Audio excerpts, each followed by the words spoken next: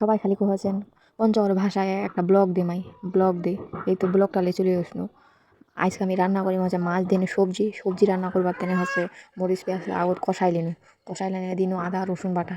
এরপর দিয়ে হেনে খালা কিছুক্ষণ নাড়াচাড়া করনু করে হেনে দিন হচ্ছে গুঁড়া মশলা। গুঁড়া মশলা দিবা তেনে দিন একটু পানি দিয়ে সব গুঁড়া মশলা দিয়ে দিনু।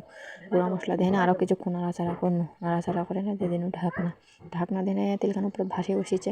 তারপরে আরও কিছুক্ষণ নাড়াচাড়া করার পর দিয়ে দিনু সবজি। এই তো আলুলা দেনে কিছুক্ষণ আবার নাড়াচাড়া করনু। নাড়াচাড়া করে আবার ঢাকা দিনু। এলা কোনো সিদ্ধ হয় না কষার পর আর একটু লাড়ে দিনু। দেখনু যে ভিতরত লাগে কিছু নাকি না লাগেনি তো।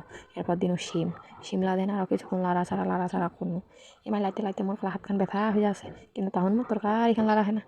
এই তো লাড়ে টাড়ে হেনে দিনু ঝাঁকা দেওয়ার পর তরকারি আমার প্রায় হয়ে আসছে।